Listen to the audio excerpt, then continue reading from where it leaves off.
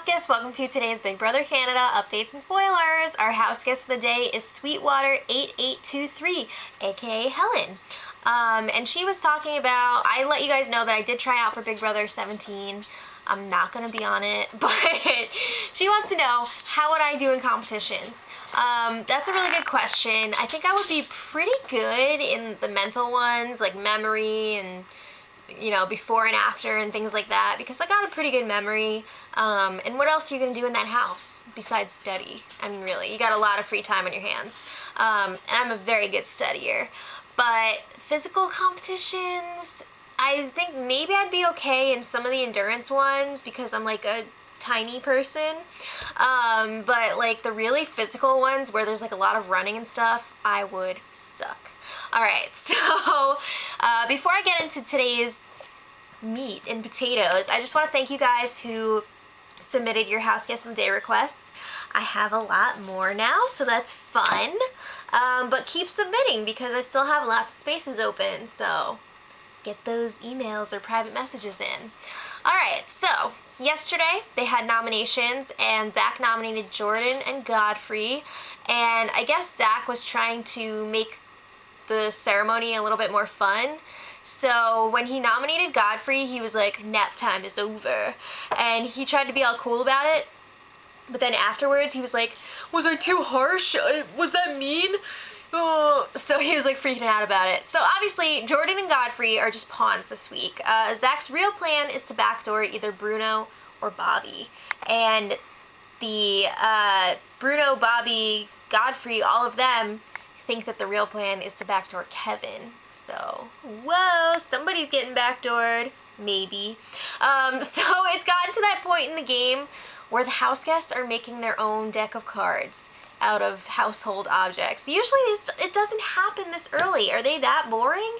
Usually it's way closer to the end of the game, but they got some paper towels, they got some condiments, they got some mustard and ketchup and all that jazz. They started making those cards, and they've been talking about poker quite a bit lately, and Kevin, as you guys know, is a professional poker player, but he's decided not to tell anyone about that because he thinks it's going to affect his game. I kind of get how he wouldn't want people to know that like he's a really good bluffer and stuff, but is it really going to be that big of a difference? I mean, really. So it's just one more thing for people to roll their eyes about on finale night when Arissa's like, guess what? Kevin's a poker player. So Bobby had a really big day of strategizing yesterday with himself. He pulled an Ed Sheeran thinking out loud. So he was alone, just like talking things out. He's got this big master plan that he came up with, and he's like, all right, we need to make sure that there aren't two chop shoppers up on the block after the veto. If we get rid of Kevin this week and we all stay loyal, we're gonna make it to the final five.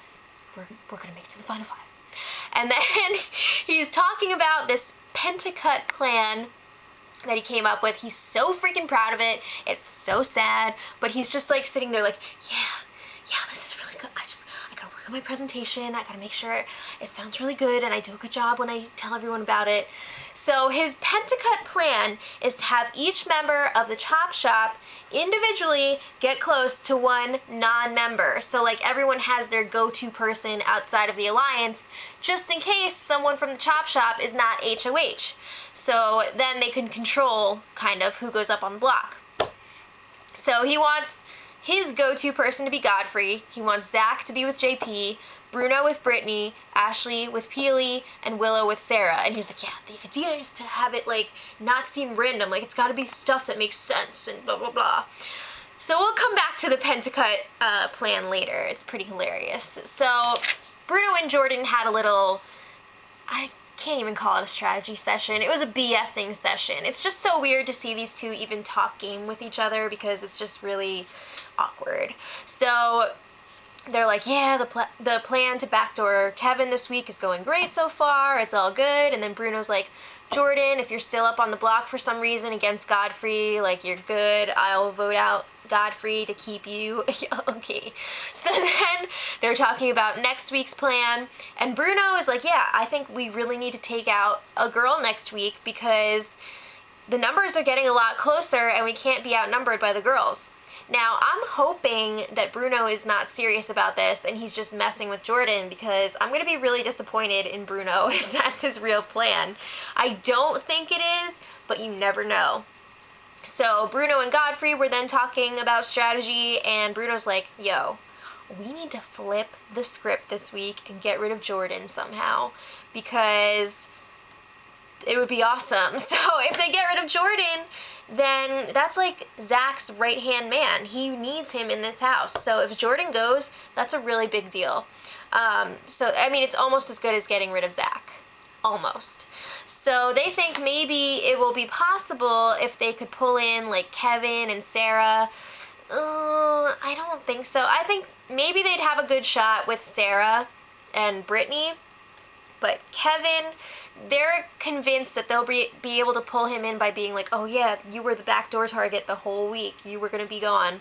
But Kevin knows that that's not true. So I don't think it's going to work, but you never know. So now it's time for Bobby to share his Pentacut plan with the rest of the Chop Shop.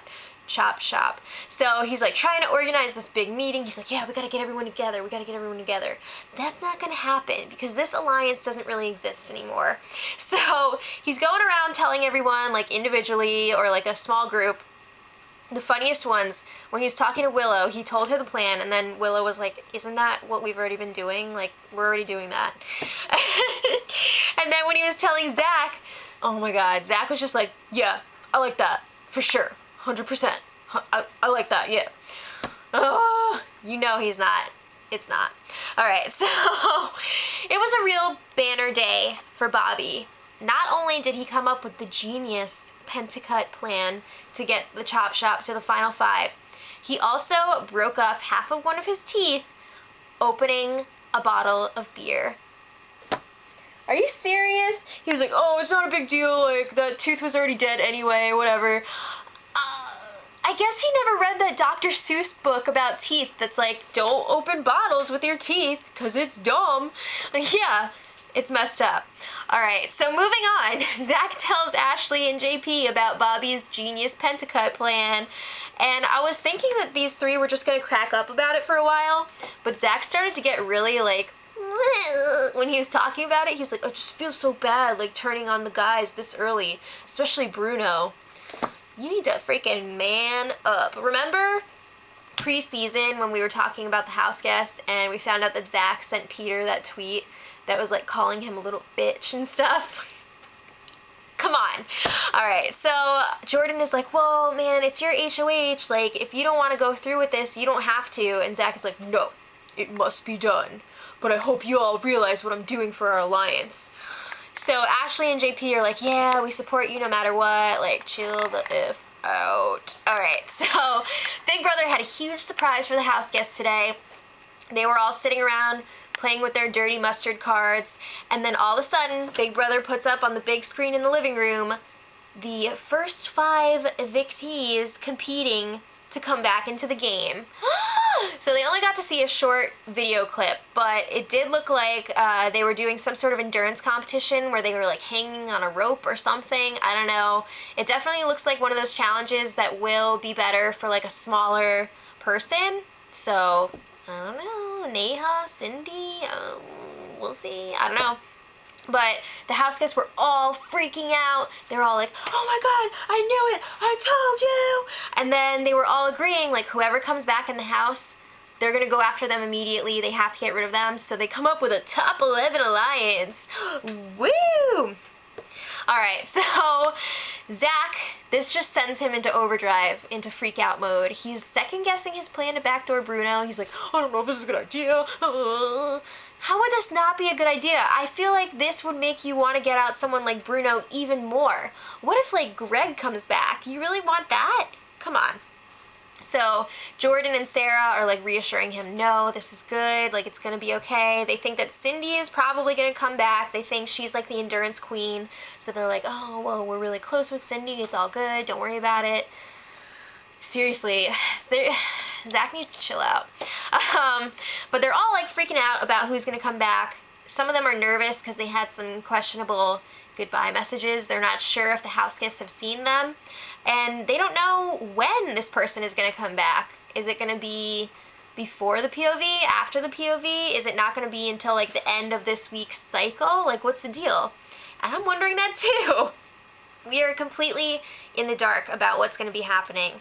So hopefully I'll have some more information for you guys tomorrow. The feeds have been off for most of the day. They went off around, I want to say it was like 2 something, I think. Probably not going to come back until tomorrow morning or very late tonight. So hopefully we'll have an exciting weekend. But let me know in the comments what you guys think. Who do you want to come back? Who do you want to win the Power Veto? And until tomorrow, much love.